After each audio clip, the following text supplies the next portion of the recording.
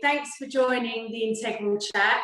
I wanted to start with basically something that probably puzzles a lot of football fans, because you are living every young boy's dream, playing football at the very highest level, but you walked away and it wasn't because of injury or anything like that. It was literally because you'd had enough of it. How does that happen when you're supposedly living every boy's dream? It's going to be a counselling session. Are you ready? This is therapy. It's funny because I've had, sort of time to reflect on it now. I'm sort of 36. I should probably still be playing. It's just nearly ending. But I think it's a combination. It's multiple things. I think the thing is when you play football, when you're on your way up,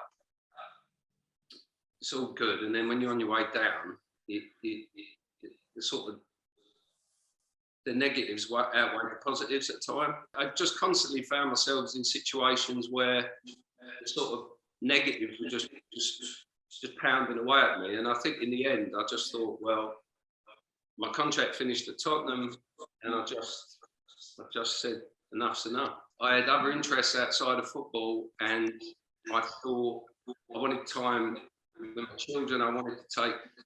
I sort of took 4 months out. I went to Spain, and I just felt happier. I think it led to me. It led to that sort of destination point, you know. That sort of from 18 to 24, things were going up, and then as they started going down, they just never could go. I just got on a downward. Yeah. You couldn't get it sort of back on the upward again. Whether it is my own fault, and a lot of that, you know, when I first went into Arsenal with Tony Adams, Ray Parlour, that kind of. Then I went to Norwich, it was Malcolm McKay and all these sort of characters and players, you know, different. And then Blackburn with Robbie Savage and Bellamy and Dominic Matteo, David Thompson, all these characters, you know, that. And but yeah, and I felt I fitted into that, and it was sort of that every day was the dream. It was the sort of rock and roll element of like playing football. And when I noticed it, it was probably around the same time actually, which I started to have a few issues. Is the social media come on? People were secretly videoing, and you were being. Yeah, that highly criticised online all the time. It's just a constant. The problem is as well, it's not just you, it's your family and your friends that are around you dealing with that. Sometimes you can just switch off and get on with it. It's that around you. But the social media element of it, that's why I've never sort of done it. But it's a strange dynamic for me. Yeah. Do you think there are any players like that, maverick types? Yeah, I think they're there, but they're not allowed to come out because of financial gains for the club, because of the time frame in which he'll lose his job. Sometimes probably nearest to it is probably Jack Grealish. And even my friends are big Tottenham fans and Arsenal fans and so on. They turn on Aston Villa to watch him. They'll watch Aston Villa to watch him. You know, I only had the conversation yesterday, and that's when I think back. I used to switch on Derby to watch Carboni or One Shot, or I used to turn on West Ham to watch Capello. I used to turn on United to watch Cantona, Southampton to watch Letizia. See what you were just. It wasn't the coaching manual that made you watch it. It's a visual. It's an expression, isn't it? When you mentioned the issues that you said you had at that time, are you able to elaborate on what you were going through and what kind of support you had? I think it's because, the family sort of structure. There was a lot of issues sort of off the pitch, finding it difficult. Just generally, you know, you become. It's a bizarre mindset that you find yourself in, especially the move to Tottenham. It sort of, and at Blackburn I felt sort of freer, and then when I went into that sort of bubble, Yeah. Didn't like it. Didn't like it. It was probably best not to. But the problems off the pitch, yeah, they just come with it. More money, more problems, more people around you, the wrong types of people, and you just gather them. You can't see them. Where there's money, there's sharks, and where there's fame, the same thing. You know, you've got a combination, and then you've got age. Now, I've always discussed this. There's not many sort of industries that the main bulk of your earning capacity through your life is made within your 20s. Normally, your 20s is when you make all the mistakes. You haven't got the knowledge of life. You're taking on. You have to be well advised. I had somebody decent around me and who did that, but there are a lot who don't, and majority of them don't. It's they just take from you, and you can't see it. When you're 20, you naturally can't see it, you know, and you're too busy concentrating on playing football. I think it's something that the FA, the Premier League and so on, or the powers that be should look at something. I think a few players are doing their own contracts now, but looking after, having good people around you. I mean, sometimes they say you can have your family around you, but maybe they're not best, you know, best.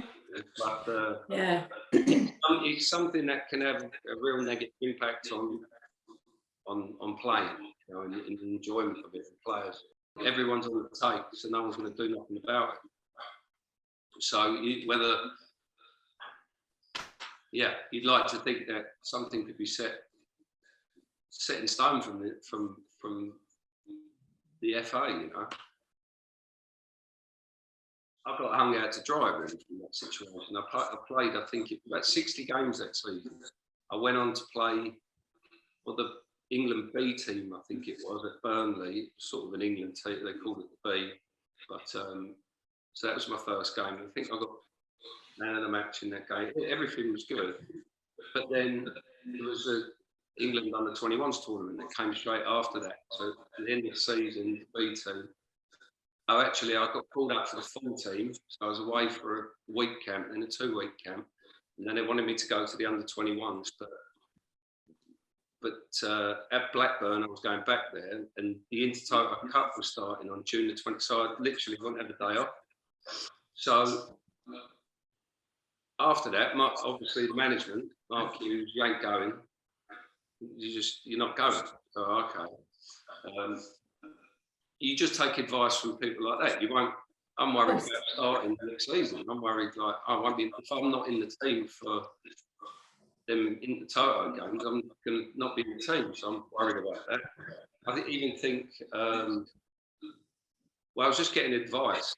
You ain't going. So I rang up Stuart Pearce and said, look, based upon the 60 games I've played for the B team, played for the full team. I don't think I'm in the best condition. I'm probably not in the best condition to play, because mentally and physically not going to be right.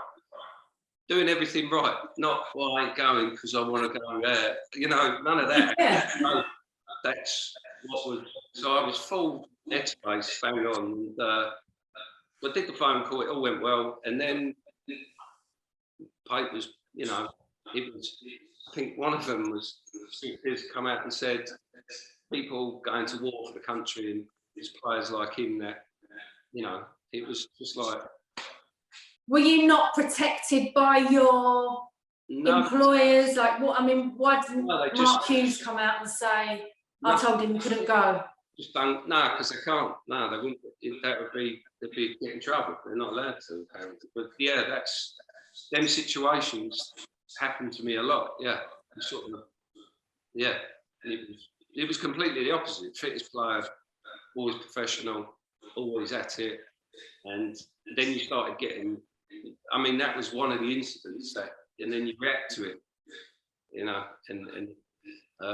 but even so, I come back that season. It motivated me to obviously do really well again, and I got the England call up as well, so it didn't damage my England call up.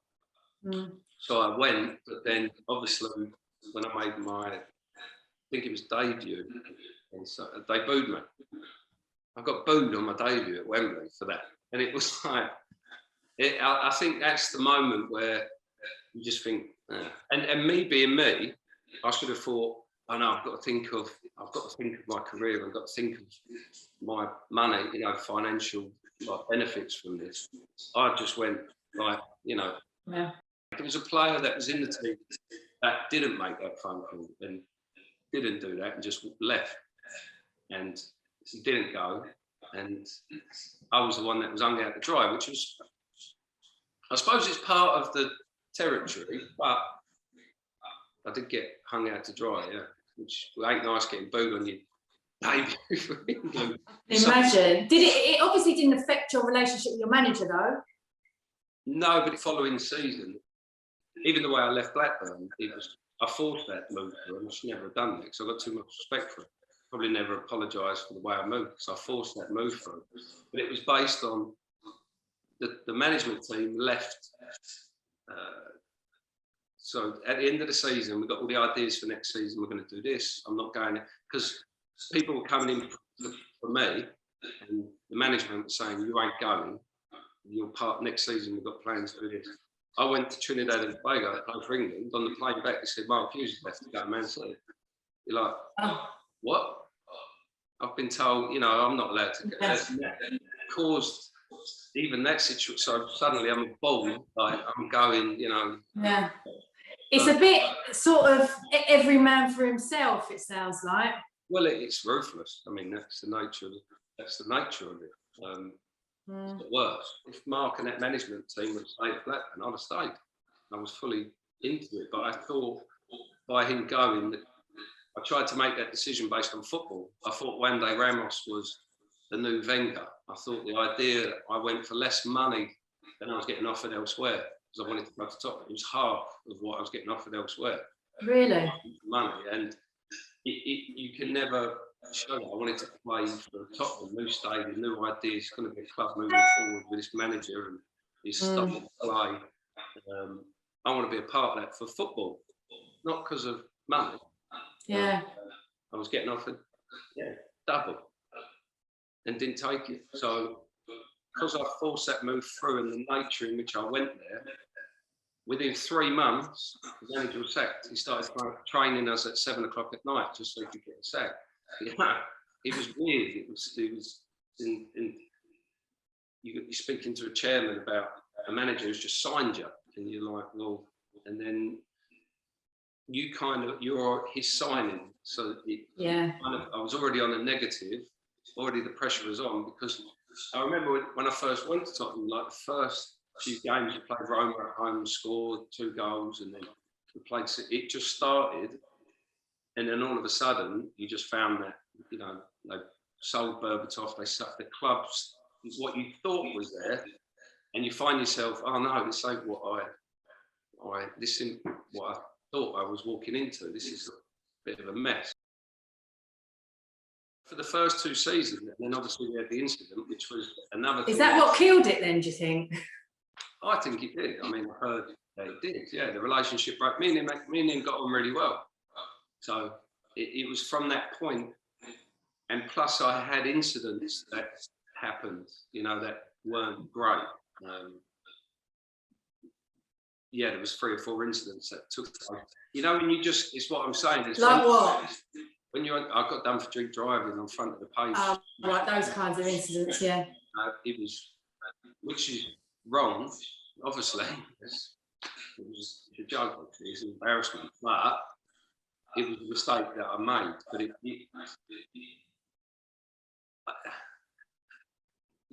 I think when I was at Tottenham, it just felt lonely. So when you made them mistakes, it was like, oh yeah, it's your fault, you know. And you're like, I'd get fit as I could, focused I could for 6 weeks, you know, for all the time really. But then something had happened, I'd react back. The relationship negatives just kept self-inflicted and also outside. So there was a combination of that, and that's what I say. When you're on your way up, you make mistakes, but it's all right. And then when things start going a little bit them outside influences and internal influences in the club not, you cost this much, you should be able to do this, and the fans and that combo just like it's hard to sort of get out of it, The golden generation of players were just breaking up. You had divides in the camp, and it just the setup was rigid. It was office feel. So you're in an office. It's like it wasn't. It was a strange environment. It was, especially when you sort of, the only thing you're thinking about getting to England, actually, you're playing for your country. That's your sort. When the foreign players go to play for their country, they love it. They can't wait to go. It's like 10 days holiday, playing for. I think when I remember going there to the England camps, it was like nobody wanted to be there. It was a strange environment. Yeah, to play for your country, and you get there and you're like, it was it was strange, and it was strange under Capello. But we tried to make it fun anyway. But I got didn't play again after that. But yeah, I called him Postman. Yeah, but he did. He did look like Postman Pat. So when you used to call him Postman Pat, what did he used to say? Well, because he couldn't speak English, could he? So it was funny for the lads, because I don't know, it was done in the right. It weren't done to not respect them. It was done because it made all the lads were a happy camp.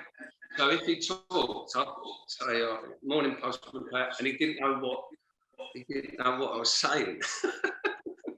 And it's just, so it went on all week, but he couldn't speak English, could he? So he didn't understand what Postman Pat meant.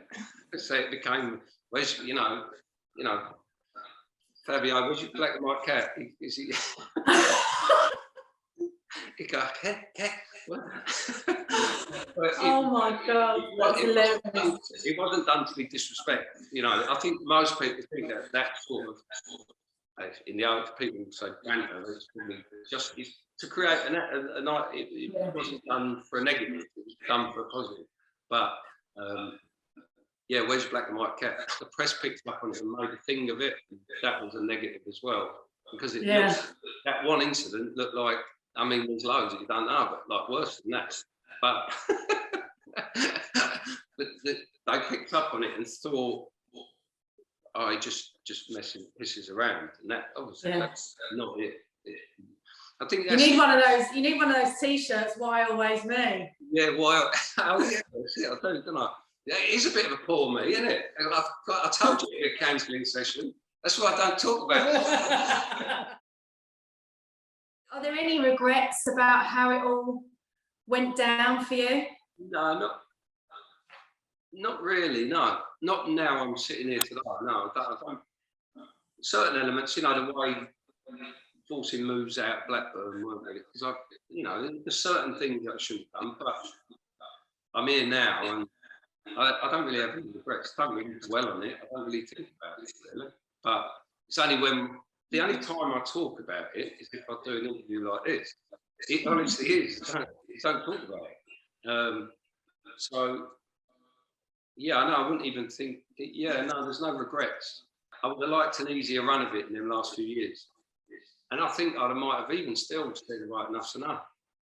Yeah. But I've got no regrets. No regrets. I did it the way I'm happy. Well, thank you so much for joining me on the Integral Chat. No problem. I hope you enjoyed your therapy for today. It's all right. I'm just going to go to the toilet. Sit there. Just Google myself. Look, I played. Look. I did do good things. Yeah, I did. Let's talk about that. I enjoyed it. Thanks. All right, hold on then. The good things. Tell me about one good thing, or the good things that you would want to be remembered for, and not the water over the head, Harry Redknapp, or the England thing. What would I be remembered for?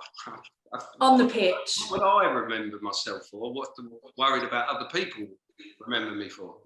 What I'd remember, I don't know, my first goal for Arsenal, the chip, when I was the Bergkamp role, sort of playing that role and trying to emulate what he did. That was one of the best moments. hat-trick against Man United when I first started for Blackburn, and the first goal at Wembley. Yeah. You were the first player to score a Premier League hat-trick against Man United, weren't you? Yeah, that's it, yeah. And then the goal in the North London derby, the ball off the roof into the skip.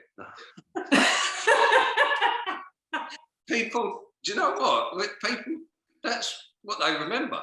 How did you do that? That is a classic. That's true as well. It's not a, that was before the fake, you know, CGI things, yeah. Before that. And that was me being emotional again. Stupid.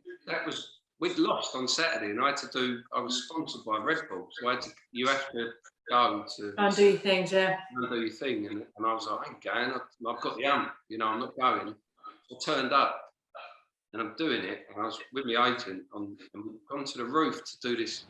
I didn't understand. I had to catch I was going, oh, I've had enough of this. Look at that skip down now. I'm going to hit it, innit?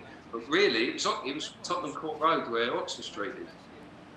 And there's people down there, isn't there? When I think back now, I'm like, no. But at the time, it felt like a good idea. Could have been like... Yeah, I could have killed someone. But I didn't. I got it in the skip. And it was where the cross rail was being done, I think it was. But the skip was there. And it went off the door or whatever, straight in and lodged, bam.